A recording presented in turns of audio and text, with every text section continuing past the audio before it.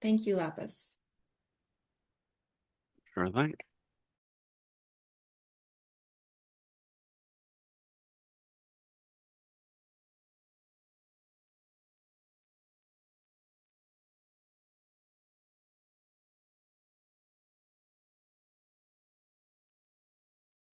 Welcome, everyone. We'll get started soon.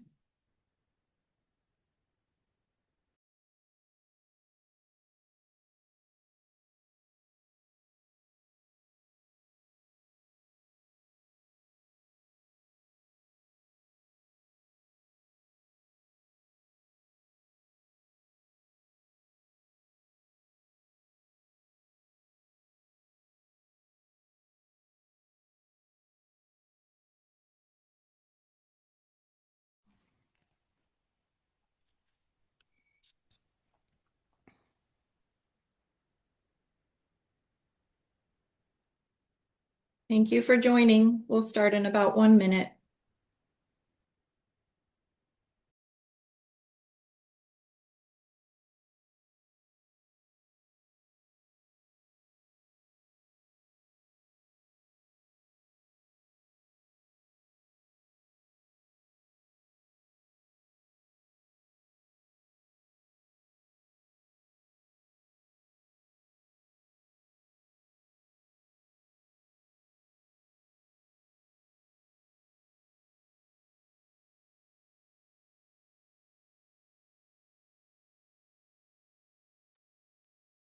Thank you, everyone, for joining. I want to say hello and welcome to the first of 2 webinars in 2026 from the IFLA Document Delivery and Resource Sharing Standing Committee. The topic today is International Shipping Challenges and Resources. Next slide, please. To begin, I'll share information about using Zoom's AI translation. If you'd like to use translation, you can follow these instructions, which I'll leave for just another moment.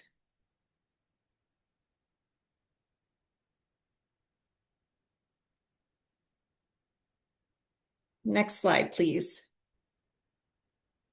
Next, I want to inform you that you may not record this meeting in any way. We are capturing a recording, which will be shared after the webinar. Thank you. Next slide, please. So let's begin with introductions. I'm Sarah Arnold Garza. I'm Assistant Chief of Researcher Engagement and General Collections at the Library of Congress in Washington, D.C. I'm a member of the sponsoring committee and here to introduce our speakers. First, though, I'll introduce Tom Bruno, who's Director of Content Access and Metadata Services at Princeton University in Princeton, New Jersey, and he's this committee's information coordinator. He will moderate the presentation and Q&A, which will take place after all 3 speakers have presented. Our first speaker is Lapis Cohen. He's a resource sharing library specialist at the University of Pennsylvania in the United States of America. He's keenly interested in mutual aid and sharing beyond borders. In 2021, Lapis was part of the team with Dennis Massey and Brian Miller, which created the International ILL Toolkit, a freely available crowdsourced online asset designed to promote and enable greater ease of global resource sharing among libraries. Lapis has been a member of the ALA Rusa STARS International ILL Committee, is currently a member of the IFLA Standing Committee on Document Delivery and Resource Sharing, and the Received Steering Committee, and was honored and humbled to receive the 2025 ALA Rusa STARS Virginia Boucher Distinguished ILL Librarian Award. Our next speaker is CJ DeJong. He's the head of access services at the University of Alberta Library, supporting one of the major research collections in Canada by coordinating interlibrary loan, reserves, circulation, shelving, stacks maintenance, and high-density storage.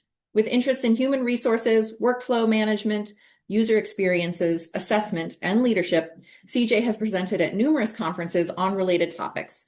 CJ provides leadership in the area of resource sharing through various regional and national consortia initiatives. And finally, Silvana Dimagresciana. I hope that Silvana will repronounce her last name for all of us correctly. Graduated in mathematics, she's worked at the Italian National Research Council since 1989. Also known as the mother who helped give birth to the Network for interlibrary document exchange, and still promotes the development and dissemination of its collaborative resource sharing philosophy in Italy and abroad. Silvana has authored more than 150 publications in journals, books, and conference proceedings. She's a member of the IFLA Standing Committee on Document Delivery and Resource Sharing from 2013 to 2020, and is co-founder of the International Initiative Received, of which she is a present technical advisor. Thanks to all of our speakers, and I'll hand it over to Lapis as our first speaker. Thank you, Lapis. Thank you, Sarah, and greetings to everyone from moderately sunny Philadelphia. I recognize and acknowledge that the University of Pennsylvania stands on the indigenous territory known as Lenapehoking, the traditional homelands of the Lenape, also called Lenni Lenape or Delaware Indians. These are the people who, during the 1680s, negotiated with William Penn to facilitate the founding of the colony of Pennsylvania. Their descendants today include the Delaware tribe and Delaware Nation of Oklahoma, the Nanticoke Lenni Lenape, Ramapo Lenape, and Powhatan Lenape of New Jersey, and the Munsee Delaware of Ontario. Your mileage, pardon me, this is an international webinar. Kilometerage, or kimage for short, may differ.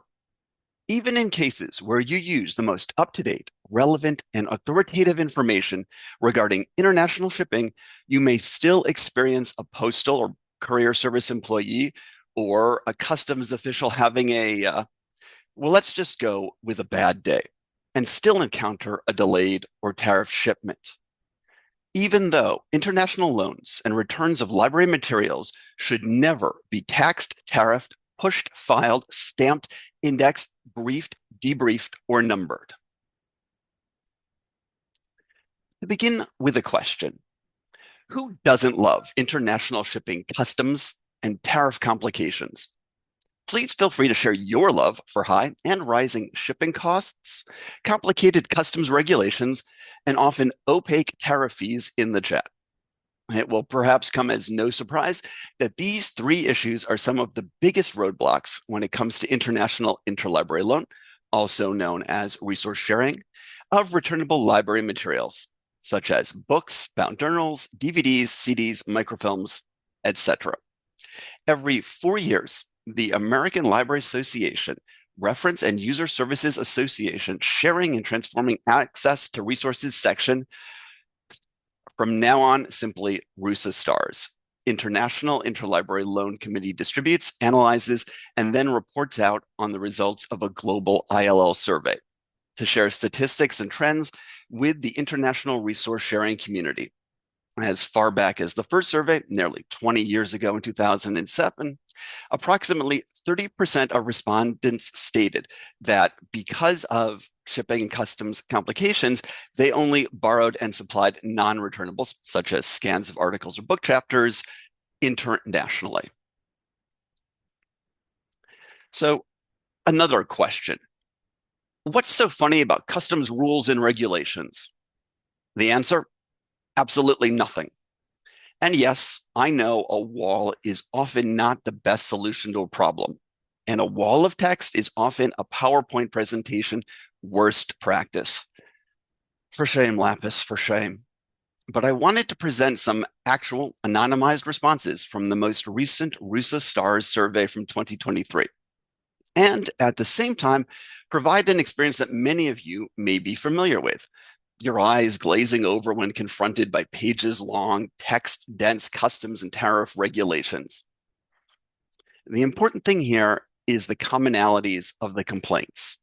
Books getting stuck or lost, paying fees for the return of a library's own books, having to spend extra time and effort to get books through customs, the frustration with the whole process.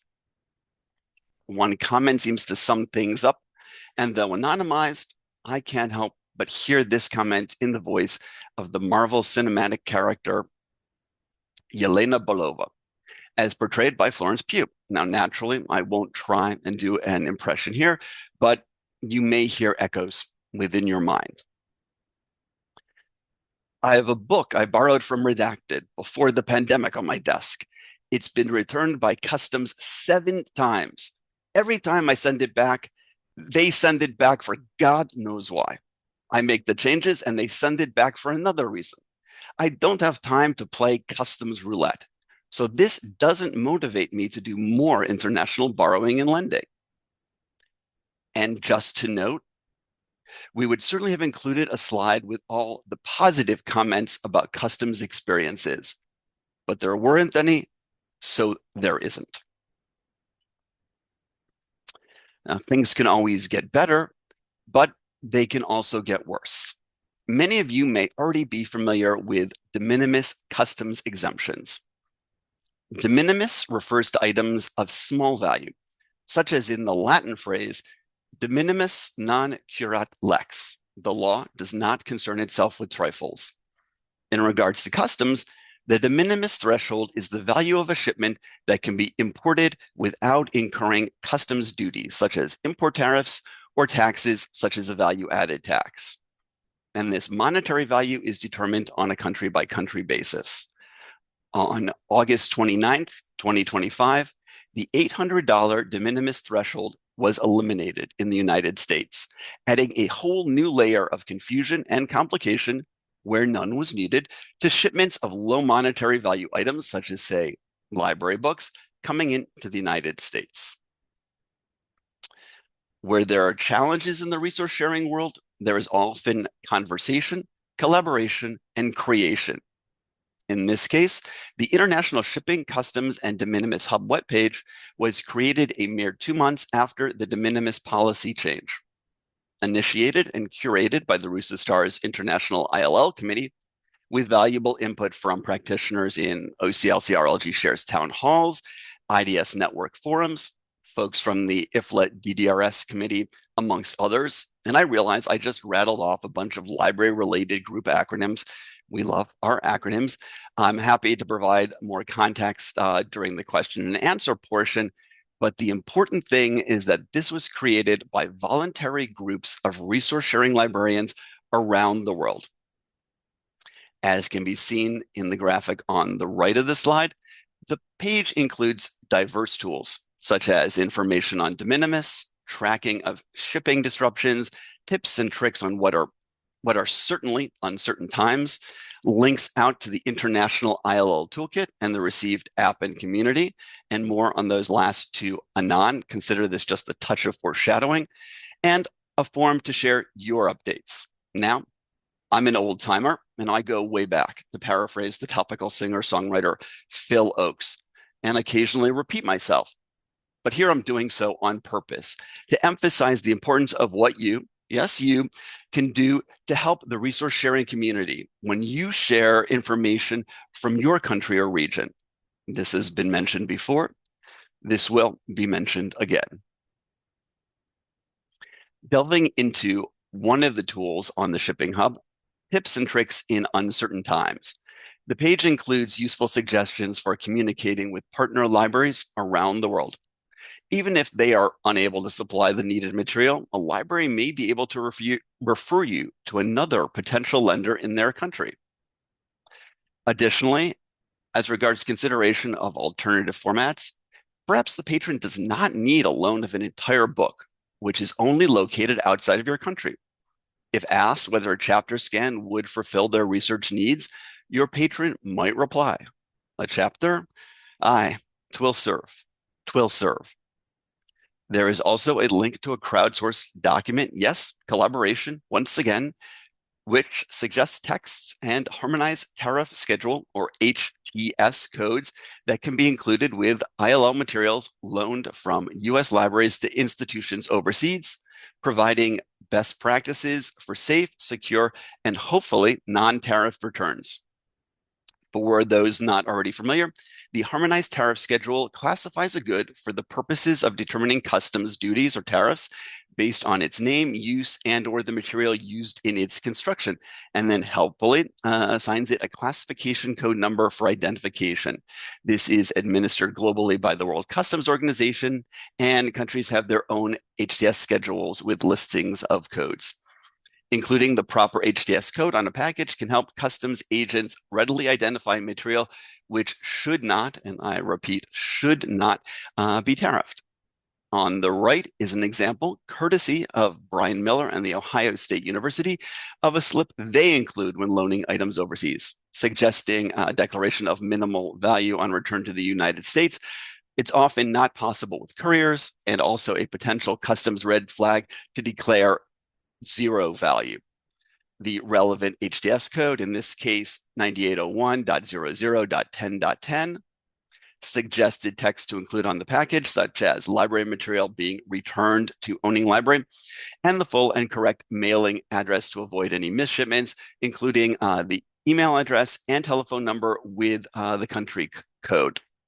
Some libraries also reported that specifying the type of library material being sent back, such as book, DVD, microfilm, was also helpful, and that suggestion is also included on the document.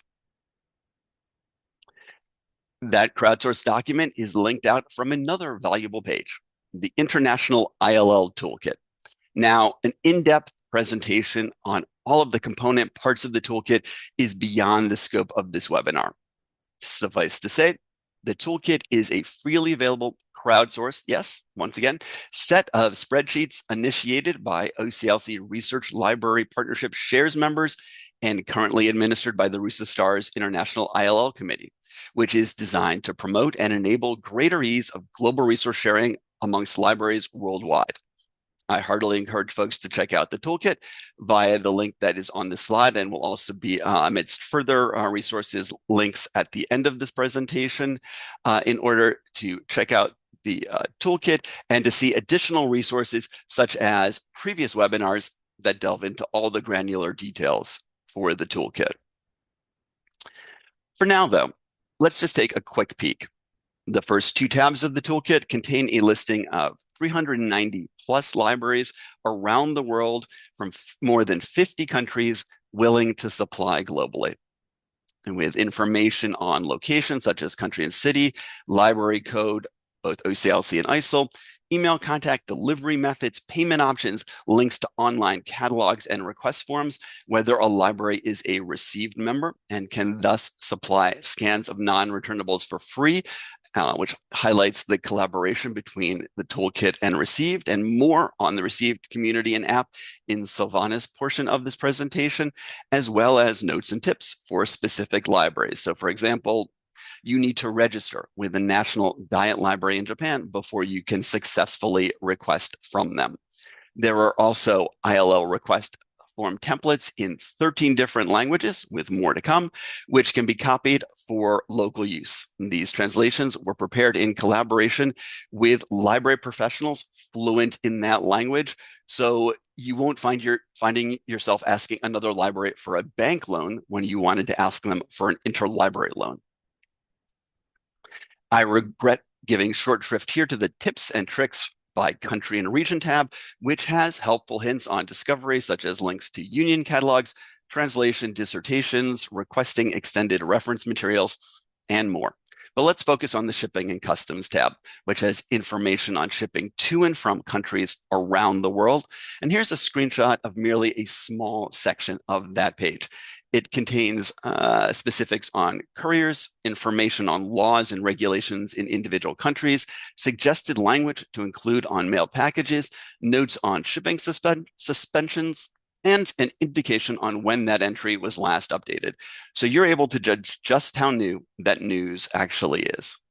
And as a random tip example, Italy acceded to the agreement on the importation of educational, scientific, and cultural materials and its annexes, which entered into legal force in Italy on the 2nd of January, 1982. According to Article 1 of the agreement, the contracting states undertake not to apply duties or other charges on imports or in connection with imports of books of an educational, scientific, and cultural nature. And the tip further provides a link to a PDF of a label to that effect in Italian, as can be seen as well on this slide, that can be used on packages for interlibrary loan books sent or returned from abroad to Italy. And lastly, you're ahead of me. You can help improve the shipping and customs information on this page and on the rest of the toolkit to make it even more useful and up to date for the global resource sharing community. Remember, the submission form is always linked out at the top of toolkit pages, and I heartily encourage you to add your information to the wealth of information already on the toolkit. Thank you very much. And with that, I will now hand things over to CJ. Thank you, Lapis. It's great to see everybody here. So many attendants. That's fantastic. So my name is CJ de Jong. I am at the University of Alberta, and I'm the head of access services at the library there.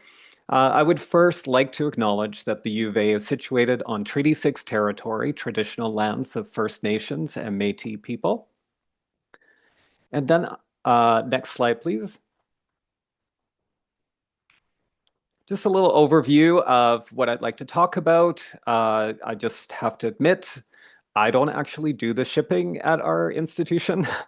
I'm sure a lot of you don't actually do this either, but need to provide information that is useful for people that do the shipping. So I wanted to understand how big the international shipping problem actually is. So I've had some discussions with my staff. So I'll cover a little bit about that. I want to talk a little bit about our institutional policies and international ILL. Talk a little bit about the customs information, like where is it? And then shipping addresses. And then a little bit about ebooks and how they supposedly solve the shipping problem. So next slide, please. Let's talk a little bit about how big the international shipping problem is. Well, we all have anecdotes, right? So I definitely remember those issues that stand out at our institution. So for example, we were trying to send a book back to France. So the library that owns the book is in France. We tried 3 times and it got sent back repeatedly. So there was something missing on the package that just didn't get it through customs in France.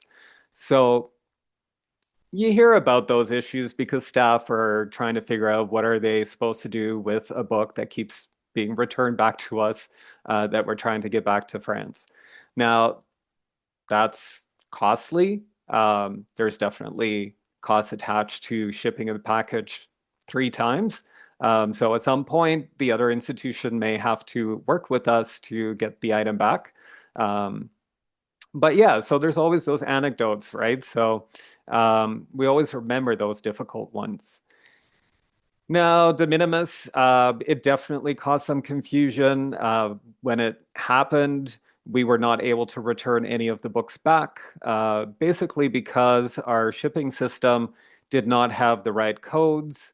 And so we needed to use a different system that could actually provide that information. We did, we figured it out. There were a few additional charges that generally comes with using a third-party system, but they're minor charges, and because there are not supposed to be any duties, they don't get any cut from that, so that's good. So we made our shipping work again to the US, and basically we have no issues further anymore. So just a few minor charges that go along with this, but we can work with that. So in the end, that wasn't quite a huge deal. It's just when something like that happens, there's a lot of confusion and people are trying to figure out what they need to do. Fortunately, in Canada, there were different people trying to figure this out. And so we could all learn from each other. And perhaps that works the same way in your region as well. But it's always good to rely on your colleagues to work things out. So my staff do indicate that most shipments make it. So that's great. We're very fortunate with that. It's the odd one that we have some trouble with. Sometimes we need to go to the Canada Post Office and pick up the item there. And that's only because there are duties charged on the item. That shouldn't have happened, but sometimes these things do occur. And so that makes it inconvenient because we actually have to go to a post office to pick up the item. Normally, everything is shipped to our university. However, that said, again, it's kind of rare when these things happen to us. So hopefully you don't have any major issues with international shipping. But hopefully if you do, you can learn something today. Next slide, please.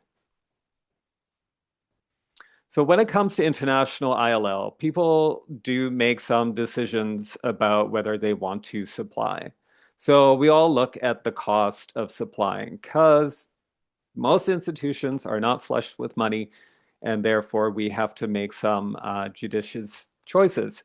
So cost, we basically are okay with paying the charges that we have to incur to send someone a book that they would like to see. However, when it comes to payments, we are kind of picky how we want to be paid. We want to keep it easy.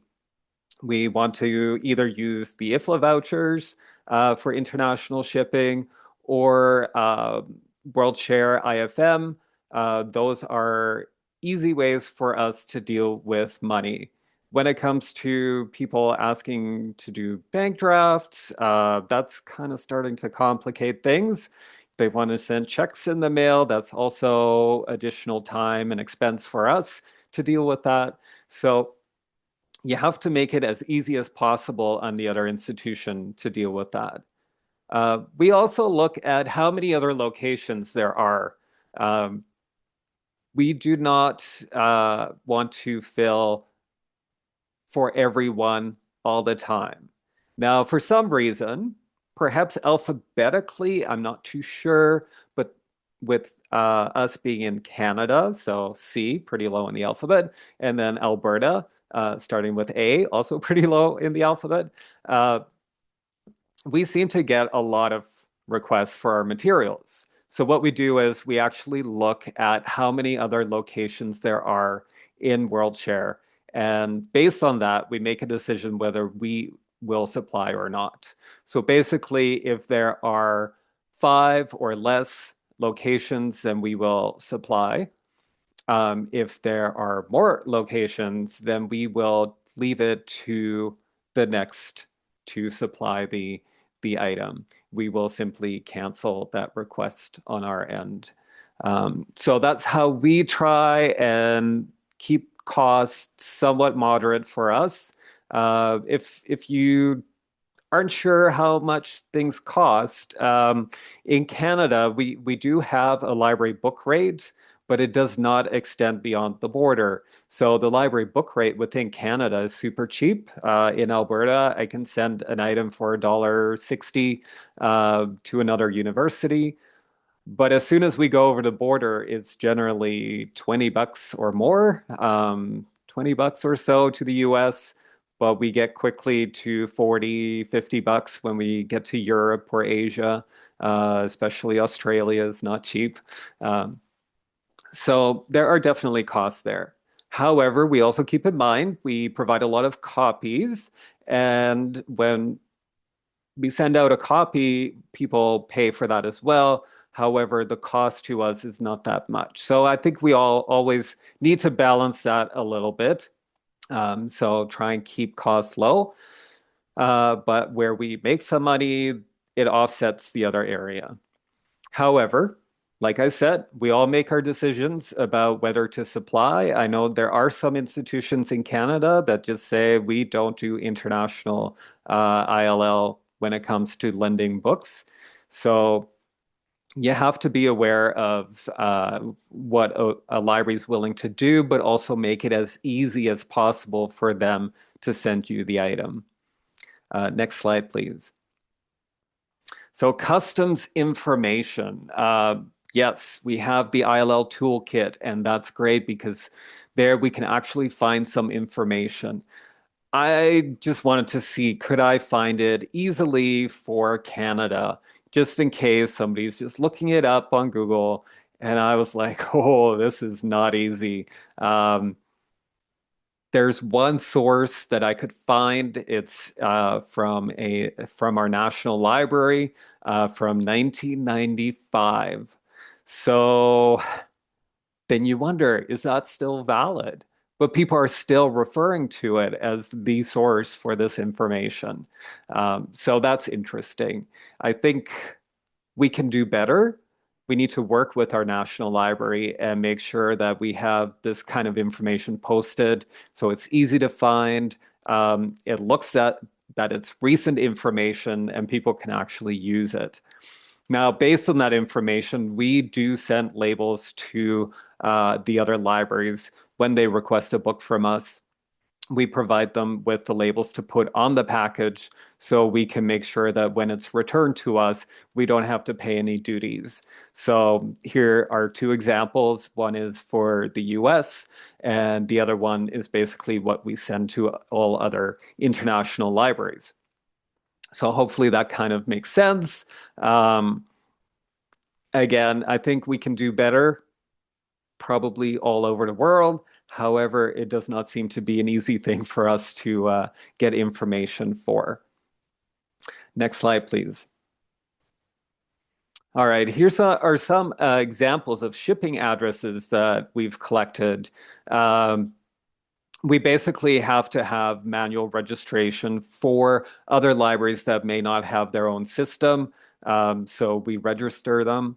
They provide us with their address, and sometimes I'm like, I don't know how this address actually works. Sometimes the numbers, the cities, they're all kind of jumbled between either areas and provinces or states or whatever.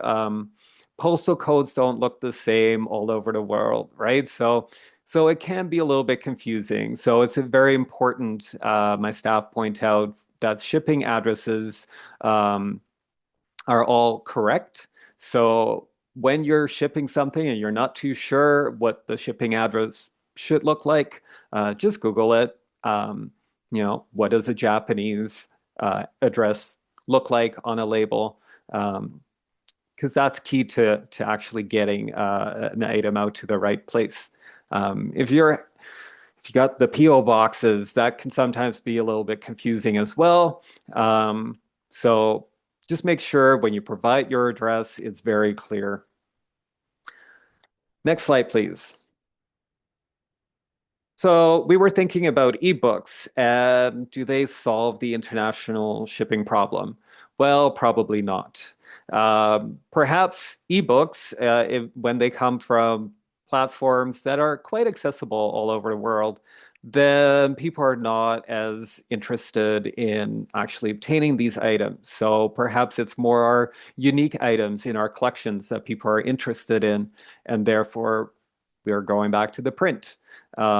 We can't always scan the entire book, and there's a cost to scanning an entire book as well.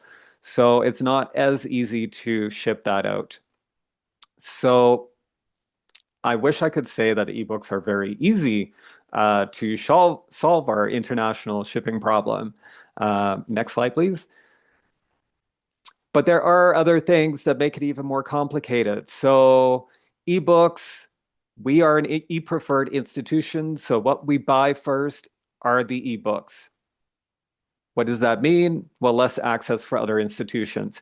We see that even just within Canada, not just being able to ship around the world, even shipping within the same city. If it's an ebook, I may not be able to do it. We have to deal with the licensing terms. Those are even more restrictive. So for example, you might see in the license terms, may apply only to libraries in Canada. So even if I could send out an ebook, I wouldn't be able to do it past our Canadian borders. However, there are some that we can, and we also continue to work with publishers to open up whole ebooks for ILL. We've been working on a pilot project with a publisher, basically to see if we can do this within our consortium. And what we basically hear is they're fearful that they're going to lose out on money because other people don't need to purchase the items. They can just get them through ILL. So why would we bother purchasing the items? We really have to work with publishers and explain that's not how libraries work. We basically purchase items because our users need them. They need quick access to them. They don't want to wait for another library to fill the request. So publishers need to get around that. And as we're working with a specific publisher, they're understanding now because there's very few requests for their material from other libraries from us. So they're becoming less fearful. And I think that's key to working with our publishers, just that fear factor for them, losing out on money, very important to them. But we don't believe that is the big concern. Actually, I flip it. I say that we're promoting their collections by actually sending them out to other libraries. Other libraries will recognize that their users are asking for items that are from a specific publisher, and perhaps they'll consider purchasing those items. So that's another perspective that perhaps they're not considering, but we need to continue to work with publishers to open up their whole ebooks for ILL so that we can do better with our international partners as well. And that is it for my part, and I'm turning it over to Silvana.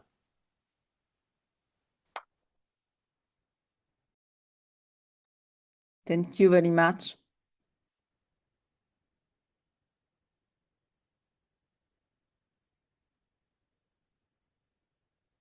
So good morning and good afternoon to everyone. This is Silvana Mangiaracina. I work at the Italian National Research Council, which is the largest research organization in Italy. And I'm the head of the Dario Nobili Library at the research area in Bologna. So I would like to continue going back to one slide that Lapis showed before, and on the International IL Toolkit. In the toolkit, I was added recently one column where are listed all the libraries which belong to the received community. So if a library is a member of the received community, in the toolkit, it is labeled as yes. And this means that as a requesting method, it's possible to use the received app software. So it's possible to use the received platform to request an item from this library. So what is received? Received is a resource sharing community of volunteer libraries worldwide.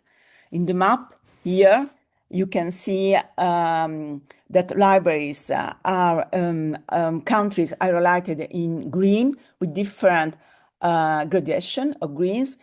Darker green means more libraries are there in that country. For instance, clicking on a country, for instance, Italy, you can see that Italy has about 100 libraries belonging to received community, and you can see the names. And also on this web page, the received library directory, you may have more information about those libraries.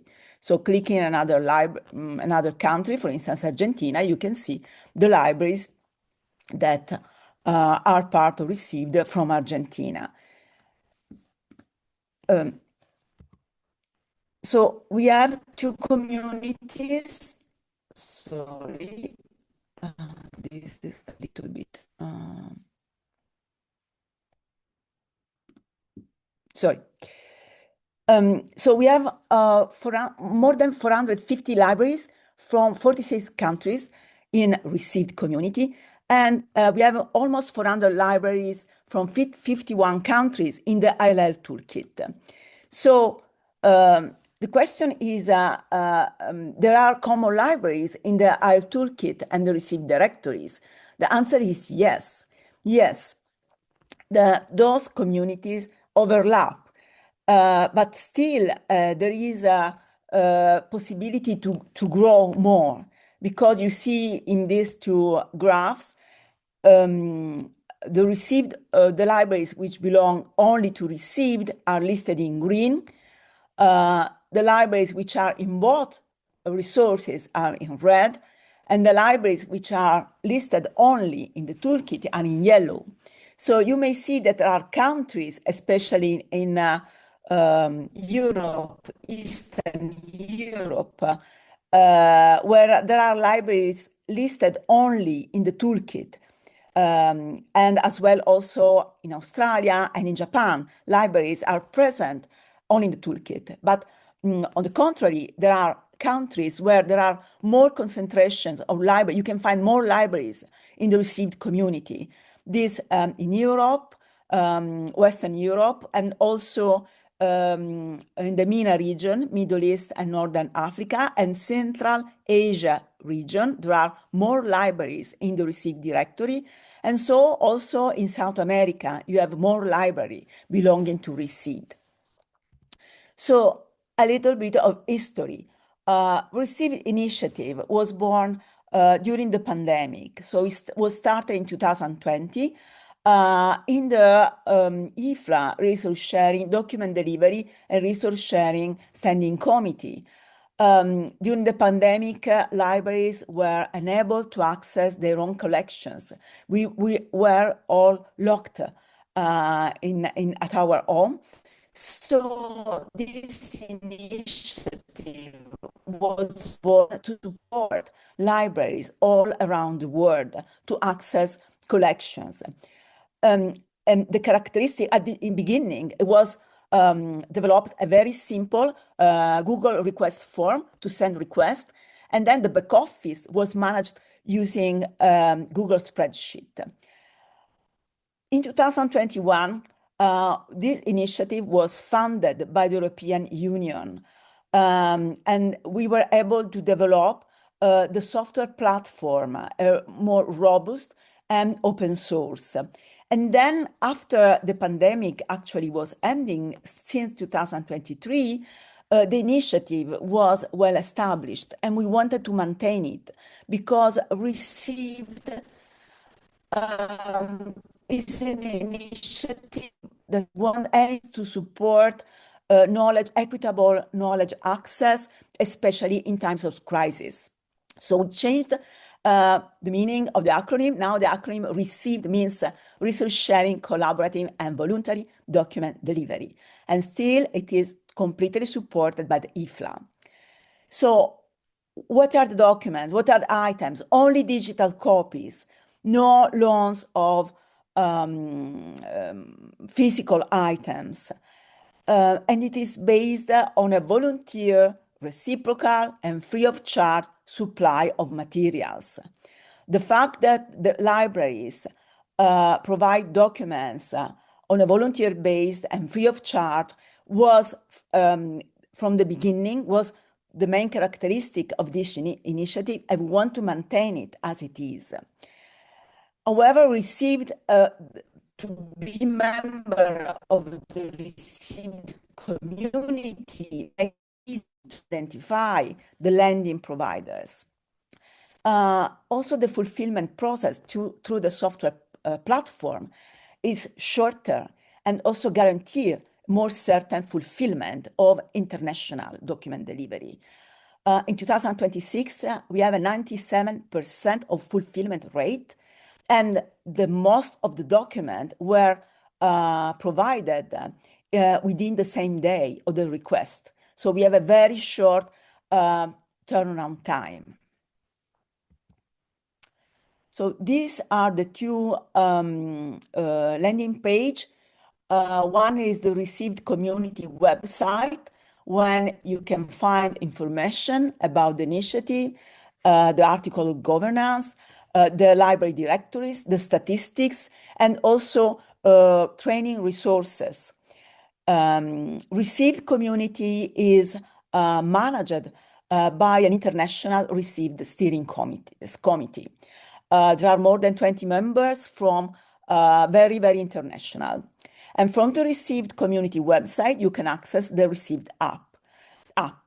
The received application is the software that we use.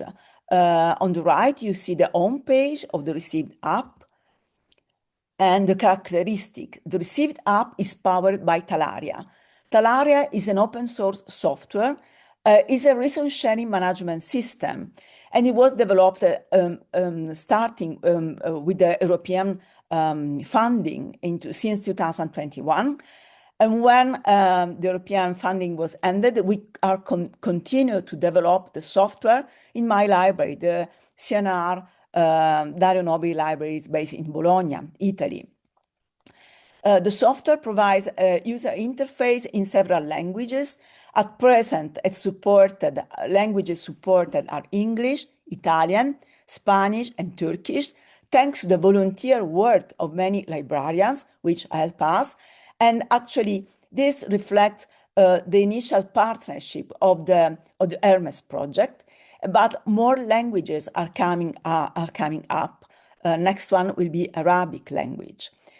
Talaria is developed as a progressive web application. It means it guarantees responsive, fast, and secure web browsing on different platforms, including mobile devices. It is a resource sharing management system. It means that it supports the complete borrowing and lending workflow among libraries. Using the received app, you may have two types of requests. If you have located the document in one of the received libraries, you can request the document from that specific library. But if you cannot find the document from any of the received lender libraries, you can send a request called orphaned request to all the received libraries. And as you have seen, the turnaround time is very short, it's very good, and also the fulfillment rate. So actually, this method of orphaned requests actually works very well among the volunteers libraries. The software supports different user roles that allow different level of control over actions. For instance, we have the role of community managers that actually is to support to manage the entire community. And then for each library, we may have a library manager and one or more borrowing and lending operators. The software supports a search by identifiers. It means that it's possible to look for a reference using one of its identifiers, for instance, the DOI, the PMID, or the ISBN will be supported next. And if this found, automatically import all the bibliographic metadata with one click in the software, in the request form. Also, it is implemented open access integration. Initially, it was implemented using the open access button API, but now, since the open access button ceased to work last November in 2025, we are using the OpenAlex API. So thanks to the integration with those API, the software is able to check if the resource you are looking for is available in open access, and if the resource is available, the link and the PDF to the resource is directly accessible at the interface.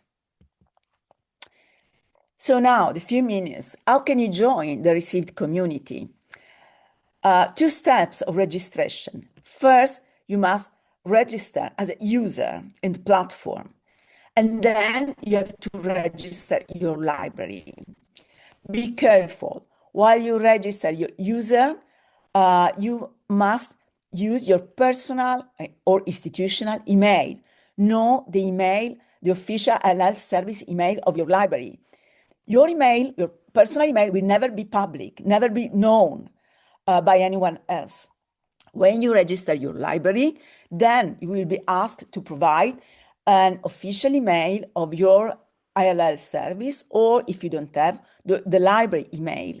And this one will be used, will be published in the library directory, and will be used by other libraries as the contact email for your library. So let's see the steps of the registration. User registration, very simple. You have to create your own profile, just digitizing your name, last name, and your personal email, personal institution. And then you choose your password. And then you have to accept the privacy policy, and then you create your profile. Then you will be automatically redirected to register a new library. But first, you have to check if the library is already present in the community.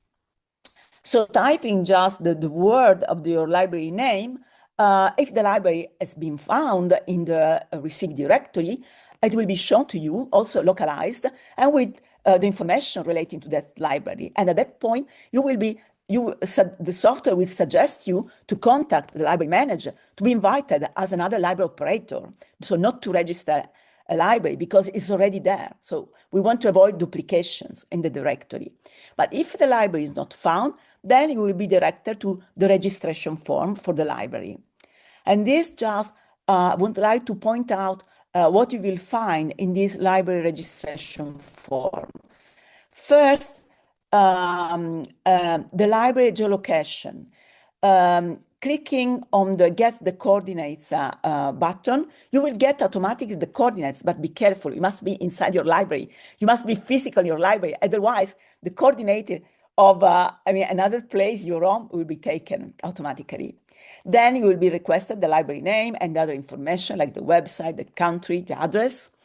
Another point, as I already pointed out, is the ILL service contact. This is very important. You must put there the ILL service email, and this will be published on the public directory and also will be seen by all other libraries to contact your library. Then you will be asked about your institution. And if the institution is not present, you can suggest to add your institution in the directory of institutions.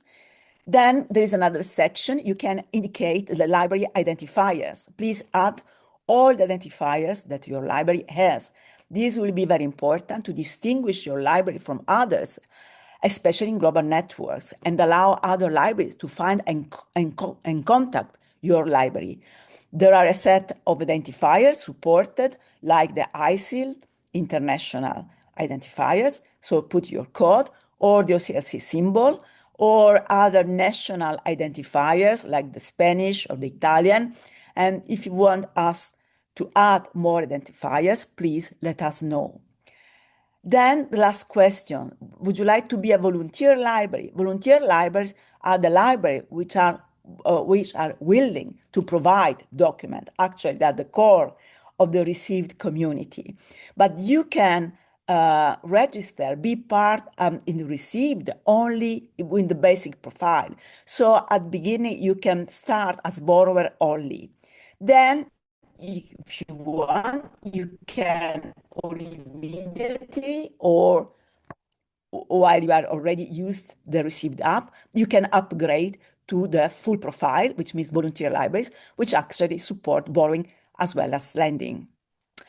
And that's it, I think. Now is question time. So let's have a conversation now. But before, we would like to thank you for your attention. So thank you, merci, gracias, grazie, dankeschön, and thanks you all. And there is another slide. You can find useful links to further resources. So now let's go to questions.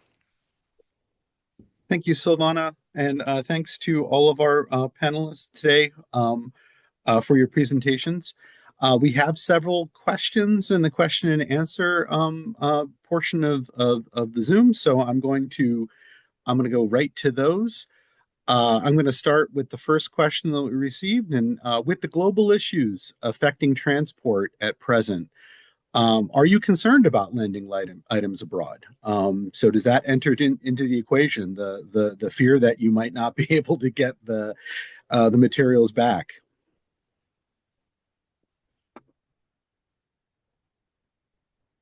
I guess I'll jump in here, quickly and say I'm concerned about the world in general.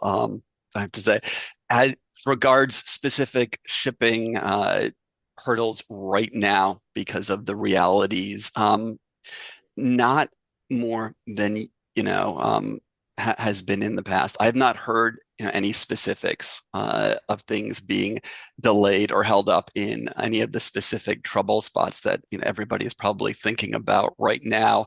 But I will take this opportunity again to really encourage people, because as part of those shipping and customs tips, shipping suspensions is one of the categories. And if there is a specific country or region that is having problems receiving or shipping things out, that is a great tip to share with the rest of the world, so folks can make a better informed decision on a timely basis.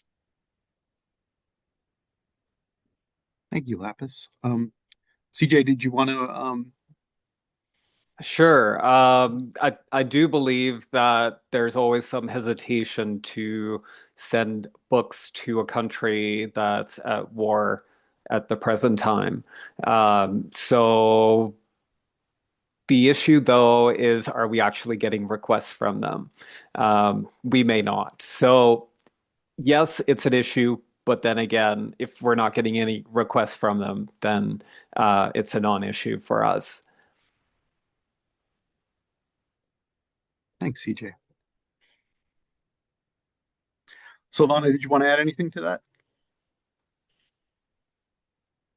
No, later. Thanks. Okay. The next question we have is there much difference felt between sending via general country postal services or couriers, third-party couriers such as DHL? Is either preferred in the case of international shipping? I would say from our perspective, we prefer using our Canadian Postal Service rather than courier. There's usually issues in terms of duties when people are using couriers. So my staff indicated that they rather use the Postal Service, and that makes it a little bit easier for us.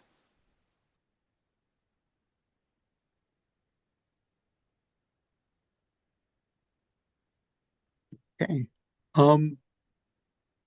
So is there an option? There's a question about is there an option for digital IFLA vouchers? Having to order physical vouchers and send them through the mail is unwieldy and adds quite a bit of time to the loan process. Absolutely. I don't think there's going to be any disagreement from the panel here, but I can say I can say for the benefit of the person asking the question, this is something that actually the DDRS section has been actively working on with IFLA, and we're hoping to get to a point where we can start talking we can start transitioning towards a digital option, but that is a conversation that we're having currently. I don't know, Katya, our section head, would you like to comment on that?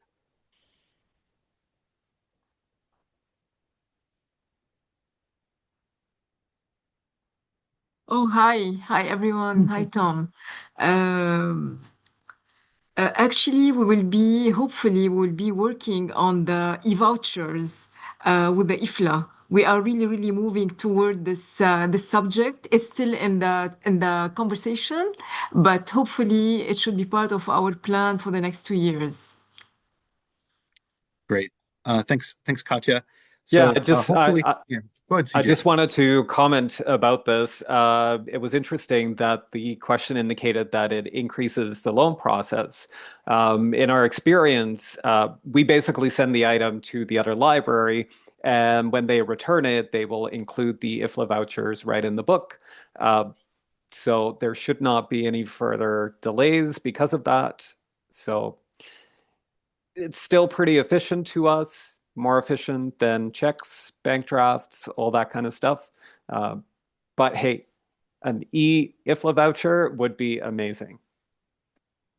Yeah, I definitely second and third the desire for e-IFLA vouchers, and that was something in the most recent RUSA Stars International ILL survey that was really popular. I'll also say that some libraries won't supply something until they receive payment. So sometimes we need to send IFLA vouchers kind of ahead of time, and that builds a delay into getting loans. Although we've also discovered that if we send the information on what the IFLA voucher numbers are or photos of them and say, we are sending these today, there's trust on the other side and that they will send the material a little bit more expeditiously. So there's a free tip for everyone. Good to know. Thanks, Lapis. Important tips being shared in this webinar. Um, we have another question about training. Do you have specific procedures for your ILO staff to follow for shipping? And do you train your team on this?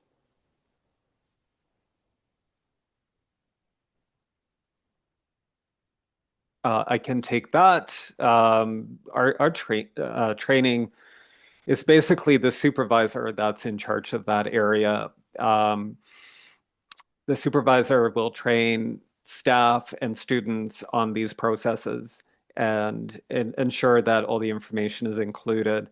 There definitely has to be training. They can't just do that on their own. They have to use various systems, and it's very important that it's done correctly. So aside from training, also requires oversight, making sure that all of the processes are followed correctly. Great. Thanks, CJ. And I know we're coming close. We're coming to the end of our hour. So we have time for one more question, and I think it's a good one a good note to end on. And the question is, do a lot of people feel an obligation to lend internationally because they want to borrow internationally? We at the University of Houston certainly need international resources on a regular basis. And if we didn't lend internationally, I would both feel guilty and be concerned that others would not lend to us. I feel like that is a great sentiment to sort of to end things on. I don't know if I know we're at the hour, so if you don't mind us ending on that note, that ultimately resource sharing is a cooperative venture, and the more that we are willing to lend as institutions, the more we are able to increase our own ability to borrow and that of our partners as well. So please, I hope you have you've learned something today, and that you're able to use what we've talked, some of what we talked about today, and apply it into navigating this complicated world of interlibrary loans on the global level.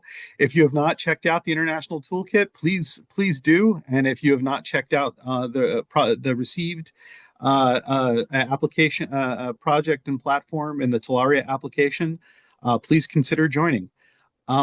We will be posting a recording of this webinar to our YouTube channel, which I just shared the link for in the chat. Again, thank you for joining us, everyone, and thank you to our panelists for making the time. As we mentioned, as Sarah mentioned before, we will be having another webinar in the fall, I believe in November. So please stay tuned for that as well. Take care, everyone. Thank you, everyone. Stay safe and take care of each other where you can.